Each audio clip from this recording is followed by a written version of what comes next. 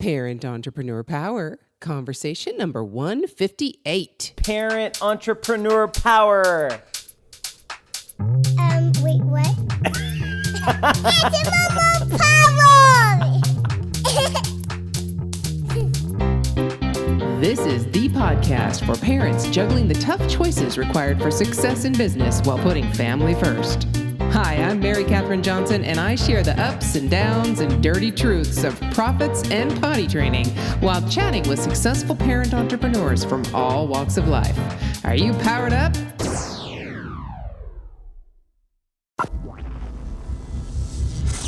Hey there, Power Parents. Guess who? You know who I am, but I get to introduce you to a lady I have networked with on, I was actually on her podcast, and I think we've kind of connected through Facebook group that we're mutually in, and another person that I've networked with and interviewed. So, you know, you've heard me say this before. When you connect with someone, go with it, because you never know where it's going to lead and you never know how you can help each other. And really, that's what it's all about in this life. So let me get off of that and introduce you to Yong Pratt. And she is the founder of Academy of the Arts in Elko, Nevada. And we've got another story to talk about in Elko, Nevada. But hey, let's welcome Yong to the conversation. How you doing? I am spectacular, and it's so great to be here with you today. I love spectacular. We will take spectacular any day. Kind of the opposite is not good. So spectacular is wonderful. So yes, I am very excited to talk to you because your subject, what you do, not just Academy of the Arts, but also with your podcast and just your passion and your mission speaks so clearly to my heart. So let's get this show on the road and talk about your once upon a time story. So we kind of wonder how you got into this whole parenting and entrepreneur journey. How did that happen for you? Sure. So I'll take you back 16 years ago already. Oh my. I had just left the road from traveling and performing throughout North America and Europe. I moved back home with my parents as an adult after graduating from college and traveling and doing all these things. And it was kind of a strange time for me. And I really was sort of missing a part of myself. And I did some soul searching. I really didn't know what that was. And what I discovered finally one day was that I missed dancing. I had spent so much time on the road and throughout college performing and visiting different cities and different countries that's what I was missing, that ability to be able to be creative, to be my authentic self. That was completely gone. So I went out searching for some dance classes for myself, and in a small town, there were none.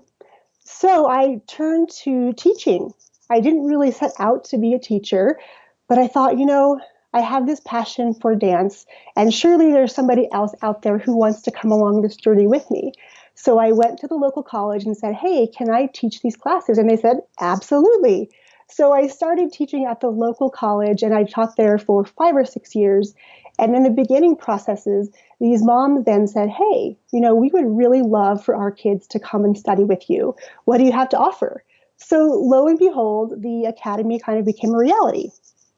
Wow. Okay. So 16 years ago. Yes. What a journey. Yeah. No, I'm just saying 16. So evolution really is just that. You never know where you're going to end up from where you start.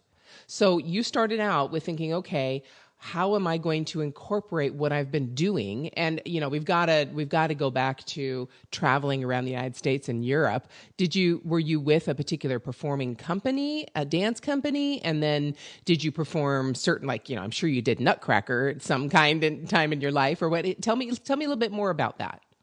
Sure. So I came to dancing quite late in life. I took my first official dance class at 18, which is very, very, very late to start on the road to dance. But I went off to college thinking I was going to be a doctor, and I found this dance class in this dance world. And for the first time in my life, I really kind of felt like, oh my gosh, these are my people. This is my second home, and this is what I want to do. But that little voice in my head kept saying, it's not a real career. You're never going to be able to do a business with this. My parents were so proud that I was setting off to be a doctor, so the expectation of the family also was weighing on my mind. So I ended up transferring schools after my first year because I thought, gosh, I really need to focus on school. So I left the first school in Utah and went to school in Reno, Nevada, and I didn't take any dance classes, and I was miserable. I mean, I kind of floundered for the next year thinking, oh my gosh, this is not what I need to do. Then I found dance again, got to do some amazing things with different companies there. And then after graduating from college, I actually went to go see a show in Carson City, and the group is called Up with People, which has been around for a very, very long time. And it's an international education organization. And they really work and speak to cultural understanding and really being able to understand that we're all one family. We share common loves and goals and missions in life. And really, so for the next year and a half, I had my suitcase and my backpack, and we got to be in a new city every 3 to 5 days. And we put together a show in every city, and very much a Broadway style show. And my passion when I was traveling, I really got to get into doing lighting and doing the technical aspects of theater, which I love and still to this day love and has served me very well.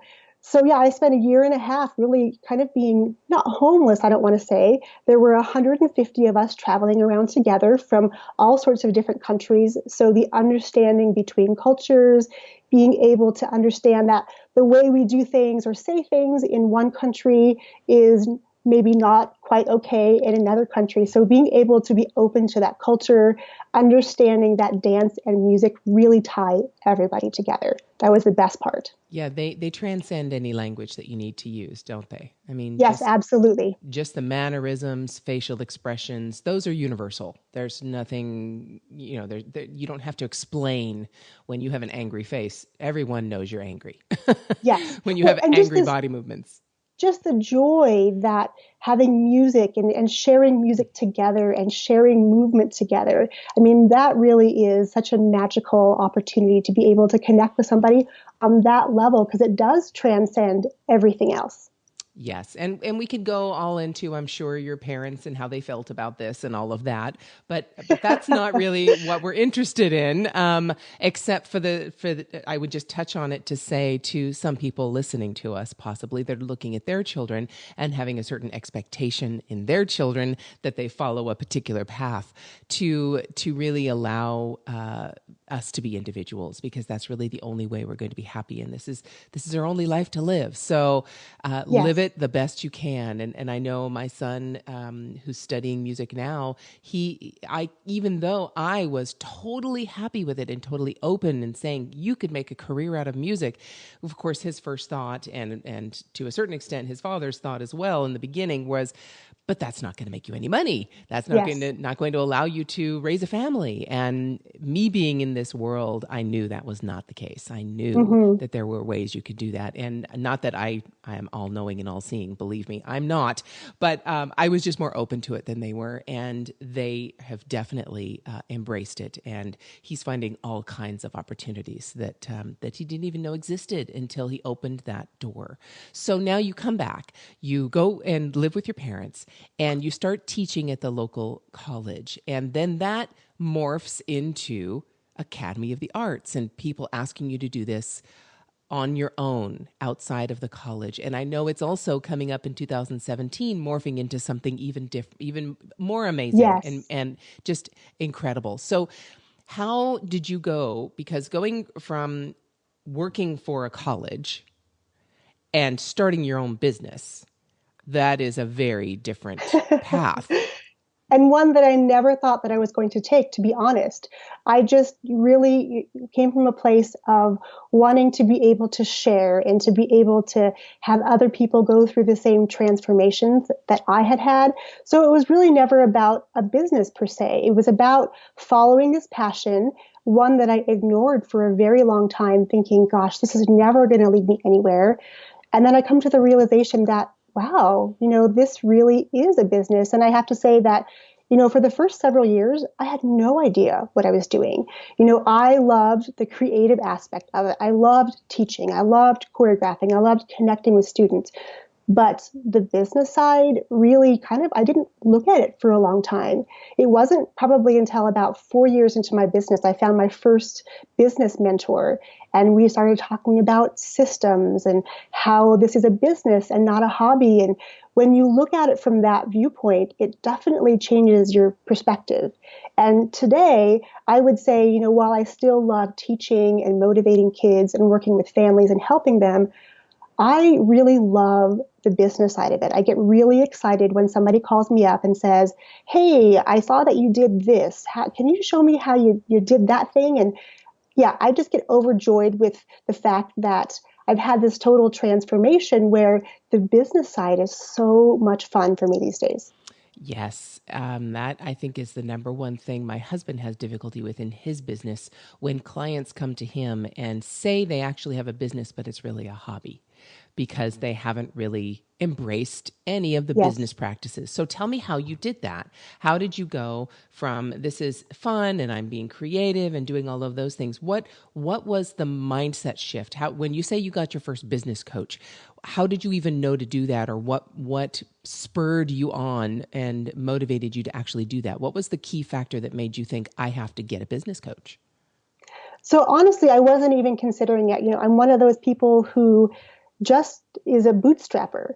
If something has to be done, I always just figure out a way to do it. And, from the time I was little and I can remember, I've always just done things my own way. So I never thought about getting a coach or why that was important or why, heaven forbid, you would actually pay someone to help you build your business when there's not really any money coming in the first place.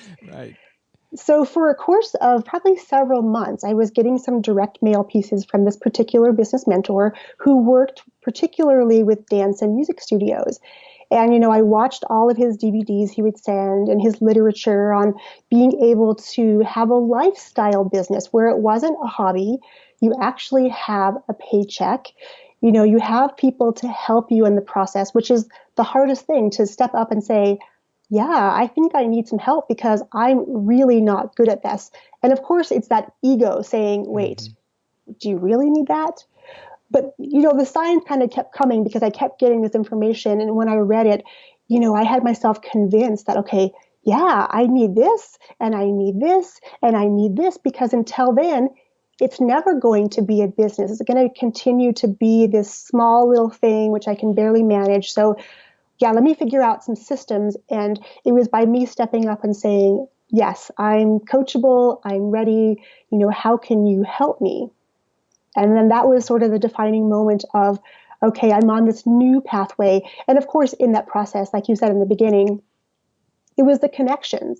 Yes, I have this great mentor and this wonderful teacher. However, the other people who were in similar businesses to me, and I got to hear their stories, I got to hear their ideas. We collaborated on things. If I needed something to be figured out, I would pick up the phone or hop on the email and say, "Hey, I know that you did this. How did you make that happen?" And it was that community of like-minded people who were, one, looking for a way to make this hobby turn into a real business, and then being able to step up and help each other, and then, being able to share between the group what we had and what was going on, and really stepping up to help each other. So I could take that two different directions. And the first thing I want to just touch on is when you said you were getting direct mail pieces, you were getting DVDs. Obviously, you're dating yourself with that one, right? Yes. Because I remember that Well, too. it has been 16 years since I've been in Exactly. business. Yeah. So some of the people in the audience are like, direct mail? What's that? You can go So expect it. yeah, it's so it but my marketing brain jumps on that because basically that person hit you at the exact right moment with the exact right terminology and language and vocabulary that you were needing. So there was Absolutely. something that was hit. You were asking yourself certain questions, or you were in a particular frame of mind that this person was speaking to that frame of mind. Do you remember anything about that? I mean, were you just kind of feeling overwhelmed? I mean, how were you feeling when you would get these repeated? And there again, my marketing brain comes up. Mhm. It's not just one. You got him several times. So let's dive a little deeper into that, because there's two parts to that for all of us who are trying to build businesses and we need to market to our customers. That's very important. And then the other side is we all need a business mentor. I firmly believe that we need someone to point the way. So take me down into that. Sure. So, it was funny when I first got the piece because I think probably I didn't really look at the piece that much. I kind of read through it and skimmed it because it was pretty long. It wasn't just, I think we got, postcards, like big size postcards for one that were different than the rest of the mail looked. And then I think at one point there was something where you either hopped on and gave him your email address or, there was a connection made and then there was more stuff. Then the DVDs were coming and talking about stuff. But really it was touching on pain points because he had been in this business for a number of years. He was able to transform it from his hobby into a very large business and having multiple locations and thousands of students. So he certainly had been on the pathway that I wanted to be on. So he spoke directly to the pain. And I know in marketing these days, if you get on any webinar, any seminar, it's always the first thing you do is identify that avatar. Right. Who are you focusing on? Because you can't focus to everybody because then your message gets really watered down. So it's really diving in deep, finding a niche. And this niche is pretty small. It's not like a huge one. Really finding out what the pain points are. And he went through them personally. So he could speak from absolute experience saying, I've done this. I've been in the grocery store when I went to ring up my groceries and my debit card was declined multiple times. He's like, but I knew because there was no money in this account. So I knew I had to make a change. And he was talking about how he invested in business mentors and read a lot of books and, gained a lot of wisdom from people who had been down similar paths. And so when I jumped in, my husband was not convinced that this was, he's like, well, why would you pay somebody for that? I don't think you knew that. The business is fine. And really, when I look back now, it wasn't a business. I had all these balls in the air trying to juggle them. Balls were falling all around me because I could not maintain what I had built because we grew very quickly in the beginning that, I just knew I needed to find a better way. So this mentor was a path to a better way, a path to create systems, a path to save my sanity, really, and a path to really justify or confirm to me that what I was doing was a real business. It wasn't just something I was playing at. It used to drive me nuts. People would say, oh, it must be so much fun to play with little kids all day. And I used to be so offended because from the outside, that's all they see. They see me, 30 minutes, an hour or 2 hours a week, and they see me with their kids interacting and having that dialogue with them. But they don't see the rest of the pieces, all the marketing, all the social media these days, all the connecting with people outside the classroom that make the magic in the classroom happen. Yes. Oh my goodness. Yes. So now let's take it. So basically what I hear you saying, just to summarize, the pain points, the similar path, the lighting the way, making things easier, all those things basically spoke to you and you kept saying, yes, yes, yes, I need that. Yes, that's what I need. And all along that way, it took how many yeses, would you say, before you finally hired this person? I would say it was probably over the course of 4, 5, 6 months. I mean, it was a pretty long dating process, if you will. There was repeated things and, not every piece was saying exactly the same thing, right. But really what resonated with me and what I think about now as a marketer is, okay, how do I speak to the people that I want to work with in a way that makes sense for them? Now, as you alluded to earlier, in the new year, there's lots of new things coming up where I really want to dive in to help parents to, have their kids be more successful in school and in life. And as a parent, I have been there. I've been on the receiving end of, your kid is disrupting class because they're humming and it's bothering everybody.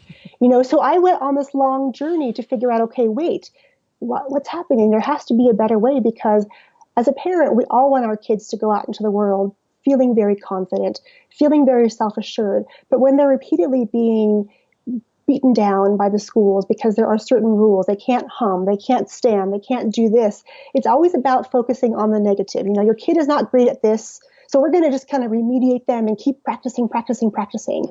Whereas with what we do, I love to look for that potential. I love to look for that little spark of, oh my gosh, did you know your kid can do this? Because we see it, so let's talk about that. Let's talk about how that's going to serve them when they move out into school. So it's really just, finding, again, whether from personal experience or from compiling data, really diving into what your audience is facing, what they need, what do they worry about?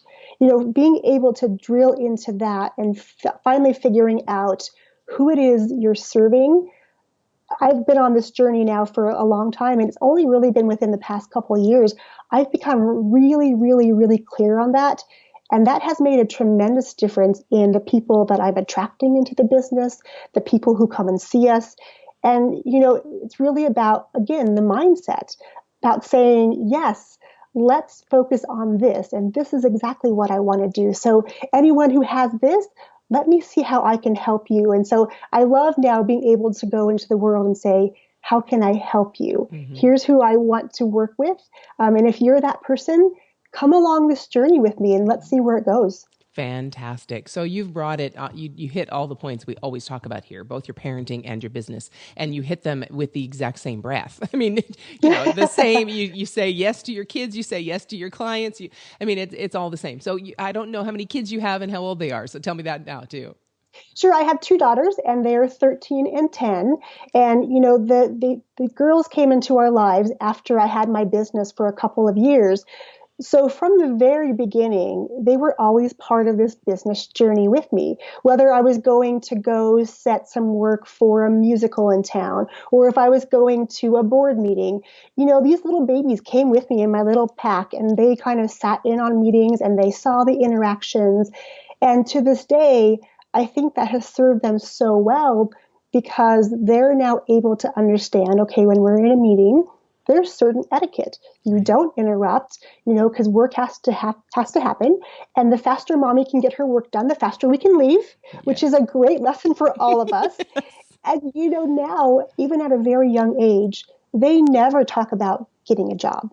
They always talk about, Mommy, one day when I own my bakery, or one day when I own my fashion design shop, it's going to be in Paris. And, they have these huge dreams. And I just love that. And I think had I decided to, push aside the idea of having dance in my life and having the arts and music, if I had pushed that aside and taken a regular 9-to-5 job, these girls certainly would not be dreaming of living in Paris and having a fashion design business, or having, a slew of trucks to sell cupcakes in. So I just love that as parents, we make choices. And the choice that I've personally made, and my husband as well, is the girls are part of our business. They're not separate. Mm-hmm. And there are times when I have separate things where, when they're at school, I hustle, because I know I only have a certain number of hours that I can get stuff done. Right. But when they're home, I want to be home with them. I want to have that snuggle time, and I want to be able to read to them and tuck them in every night. Those things are really important. So I love being able to model for them what a life could look like. A life that you choose your own path, you create your own adventure. And yes, they've seen us struggle financially and business-wise. But again, those are lessons they can take into their own lives, into their own future businesses, and say, oh, mom and dad went through that. Maybe I should find out a little bit more about how they solved that. So to be able to create this family business, if you will, has been such a blessing in our lives. Definitely. I would agree. I can't see anything to the contrary to that at all, except to say that enjoy the snuggling, because it will probably come to an end pretty soon if they're 10 and 13. Yes. I think my 15-year-old came, I wasn't feeling well last night. I was which is a rarity for me to actually sit on the couch and watch the television.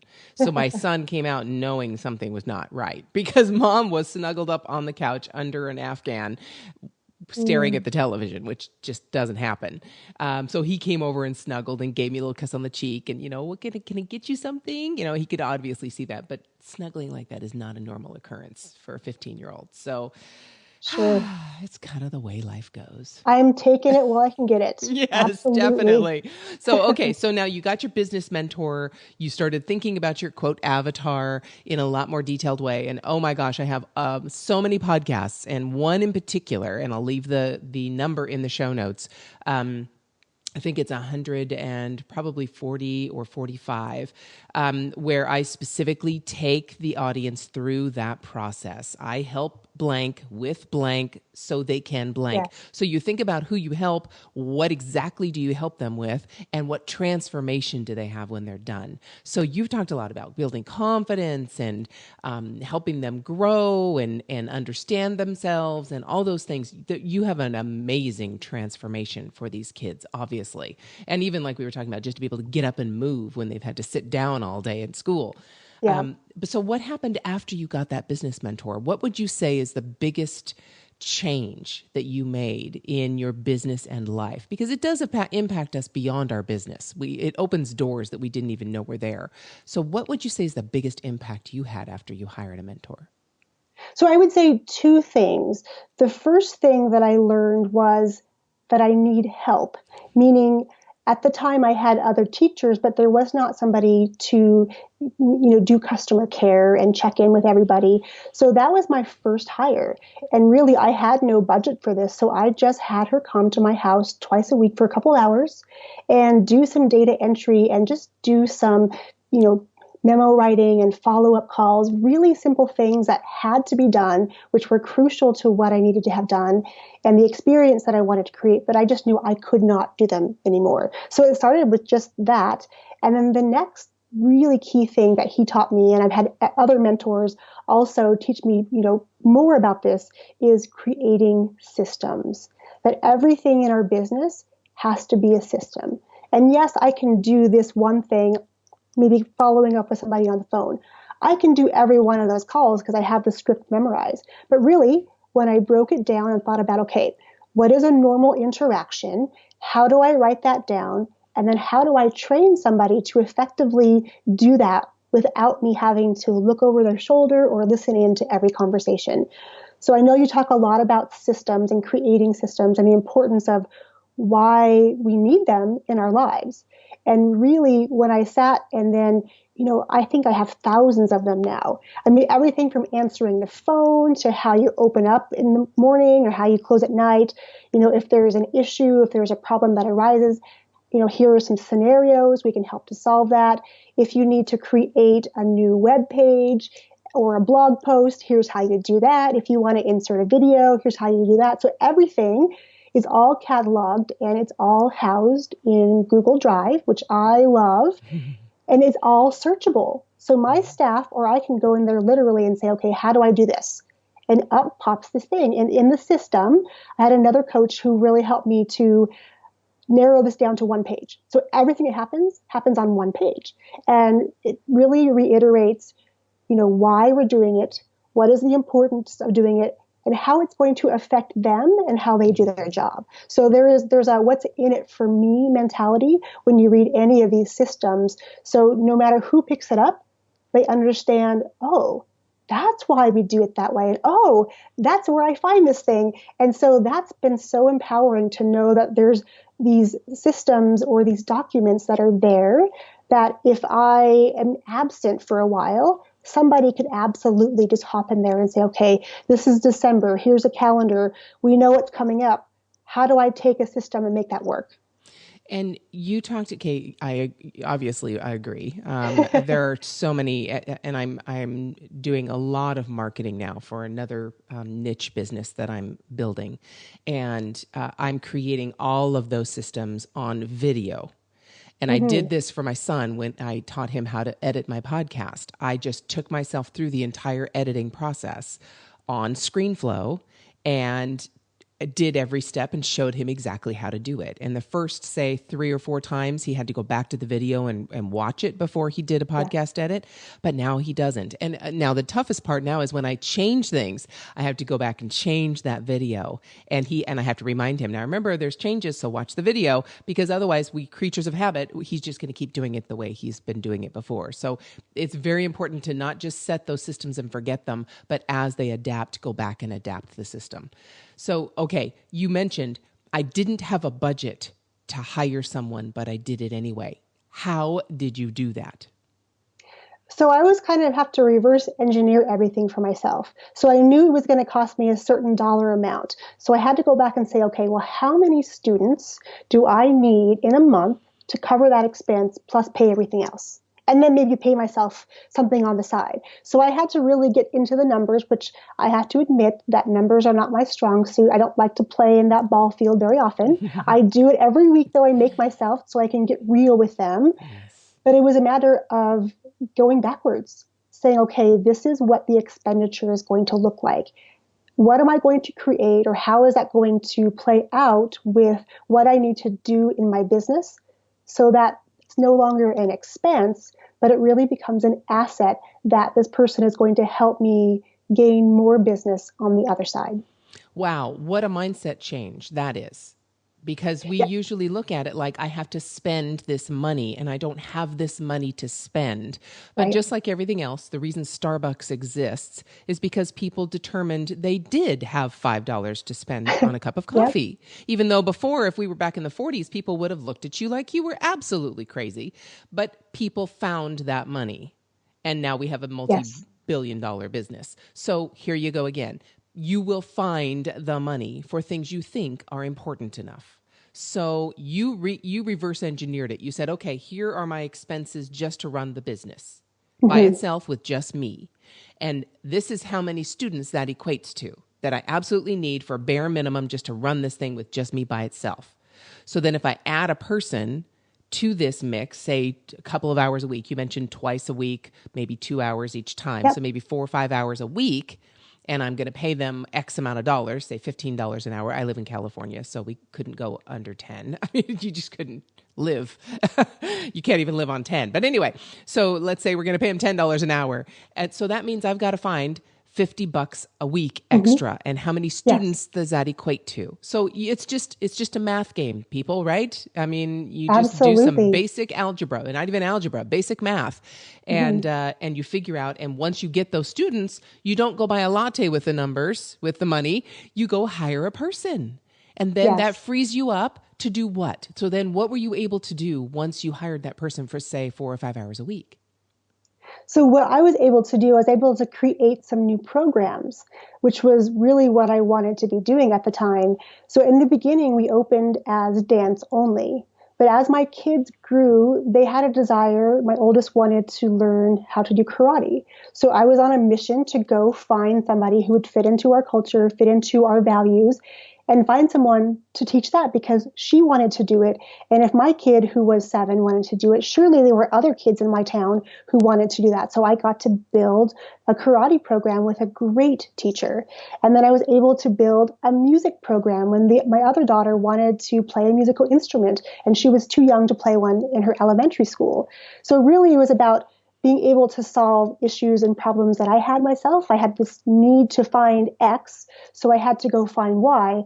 And being able to have somebody in the house, really 2, 3, 4 hours a week, allowed me to make some connections locally to find teachers. I didn't hire them. I didn't post these jobs. I found all of these teachers through my connections locally. And the same names kept popping up over and over and over again. So I finally said, we need to sit and chat, and I would love for you to do this. Here's what I'm thinking. Is this something that's going to be fitting into your lifestyle, into your goals? And so in that time, in 10 hours a month, I was able to build these new programs and spend more time marketing. Wow. Okay, so you mentioned the hiring the mentor and networking with other like businesses happening around the same time, or at least you mentioned it at the same time. Did those two things happen around the same time? Correct. So this mentor I had, he had a network of other studio owners who had studios across the country, throughout Canada and throughout the US. He was based in Canada, so a lot of my best friends to this day I found all those years ago, and we still help each other out now with challenges we face. And so that was, finding that mentor was key. But that mentor opened up so many doors to relationships and partnerships, and everything that's come into fruition today has been a direct result of what that mentor opened up for me. So that networking happened. Before that, you were just sitting all by your lonely little self out there in Elko, Nevada, trying to just Yep. teach dance to your local people. And once you hired that one person, it's like you blew the top off of your building and Right. exposed yourself to the entire world in that one act.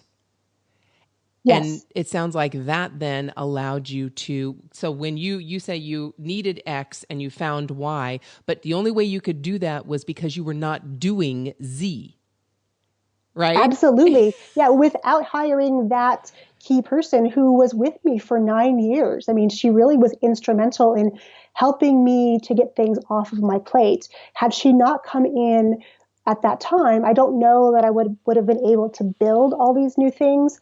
So I think, yeah, it was key for me. And trust me, when I walked into the choice of needing to hire somebody, it was not one I took lightly because, like I said, there wasn't a budget for it. And really it was me facing my fear of, okay, I'm just going to jump off the high dive and really hope that I can pop up back to the top when Yeah, it's all done. right. And it really, so for, I think, a lot of listeners, I'm sure that they face these challenges every day where something needs to happen that they're not quite sure. So they get, I had butterflies in my stomach. I would stay up late at night and think about, okay, can I really afford this person? Can I make this happen? But then the moment I did, it was like, why did I wait so long? Yes. Isn't that amazing? And you're right. The fear is really all that holds us back. It Yes. really is. Now, I'm not going to say. I have to say one thing though. You didn't just go searching for a mentor and hire the first person that came to your computer or your door without any previous knowledge of them. This person obviously spoke to you, and you probably got other direct mail pieces in the mail for other things that didn't speak to you exactly what you needed. But this person, like you said, over the course of 6-8 months, you regularly got information that validated what you were already saying to yourself, but were too afraid to face. Hmm. He definitely planted that seed of, wait, questioning what I knew and what I thought I knew and where I could go. So by him planting that seed with these direct marketing pieces and sort of reminding me like, oh, are you still struggling with that today? Because I can help you. And trust me, I stalked this guy on the internet for a long time. And I didn't know this network of friends, so I didn't really know who to call. And Ask so advice of, yeah. yeah, I just was looking at what he was doing in his schools, and I must have really just done that for a while. And he's not really big into social media. He still isn't to this day. So it was just a matter of finding his website, doing some research, and he was showing up on like the Canadian news stations. So there were news clips. So to me, that was a little bit of validation about, yeah, he might know what he's talking about. So then when I attended the first event, it was like drinking out of this fire hydrant. Like the water's just coming at you, the knowledge is just coming at you. And then it's just a matter of, okay, wait, how do I make this relevant Right. to put it into my own business? And for a long time, I tried to do exactly that. There's lots of mentors and they give you this blueprint. And some of them are very candid with saying, here's a blueprint. You have to mold this and make it your own. So it took me some time to figure out, oh, wait, that doesn't work for me. I'm going to have to tweak that a little bit because in my markets, yeah, that really wouldn't fly, or I don't think it would be a good fit for me. So it took me, even after I got this mentor, several more years of tweaking and implementing and trying things out and saying, yeah, that worked, or no, that didn't work. So it's still, even with a mentor, I feel there's still some soul searching that has to be done. There's absolutely work that has to be done, and lots of time to figure out, what resonates with you, what doesn't, what you want to shelve for later, and being able to sort of prioritize. Because I'm definitely guilty of that person. I hear 5 new ideas and I want to do all of them today. Yes. And it's absolutely not possible. It's not. So it's just a matter of, okay, which one, is the most important in my life today? What's going to make the most impact for my community or for my family? And kind of start from there and then reverse engineer everything. Yes. All right, Power Parents, you just heard that. And I am going to challenge you right now. I guarantee many of you out there, as a matter of fact, people who listen to podcasts, I would guarantee the majority of you out there listen on the outskirts. And just listen and like Yong was saying, stalk and research and look at and view and follow and all those things. But don't necessarily act. And I'm going to challenge you right now. Yes, you can listen, but I would challenge you to stop listening and start acting. Find one that resonates with you. Find someone. I guarantee you listen to lots of podcasts. There are lots of people out there that resonate with you. One of them that resonates the most, that speaks your language, that hits your pain points, whether it's avatar, whether it's systems, whether it's revenue generation, whatever you're struggling with, stop listening and start acting. And one of the things you can do to act is call that person, email that person, message them on social media, ask them questions, find out if you can hire that person to help you in your business. Because if you do, and especially if it's someone who resonates with you and you've been following, like Yong was talking about, you don't just pick someone out of the blue. You know this person, you understand their language, they speak to you. Talk to that person and just act. Stop listening and acting. If you're going to do anything in 2017, if you're a person who hasn't been acting and you've been just on the periphery, you better start making 2017 the year you act, because it will make a huge difference, just like it did for Yong. I am so glad we got a chance to talk about this. And I know these conversations always end up going somewhere, but I have no idea where until we get into them. And I'm so glad that you could speak to such concrete tools that the Power Parents can take away and actually start using right now. Is there any last piece of advice for that person that I was speaking to that's still kind of listening and on the fence and hasn't jumped in yet? Or they haven't jumped to the next level. They haven't made the change they know they need to make. Is there any last piece of advice you'd give that person?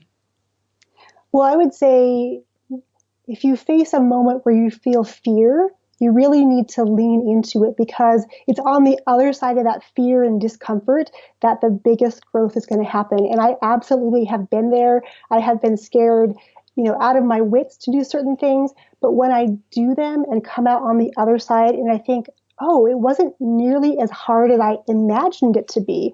So it's getting over the thought, oh, it's going to be hard, and just doing it anyway. Thank you. Thank you. Yong, thank you so much for spending this time. I'm so glad we got to chat on the other side, and I got to put you in the hot seat this time instead of so much fun. Yours. I will have the links, please. Power Parents, go to the show notes and look at the links, because I will have links to Yong's podcast, her business, what she's up to. That podcast episode I mentioned about finding your avatar, that's the standard term for it. But to really, I talk about it as uncover your entrepreneurial identity. That is number 142. So if you go to parententrepreneurssuccess.com/PEP142, you will find that. And when you go to the show notes for this episode, you'll find all the links to everything that you can stalk Yong if you need to, and find out what she's up to. That would be fantastic. Thank you so much for spending this time with me. I really enjoyed it. It was such a pleasure. Thank you so much for having me. To get powered up for your day, just go to parententrepreneur.power.com and listen to any one of the over 100 episodes we've had so far with amazing entrepreneurs just like you. It might just help you feel like a grown-up again.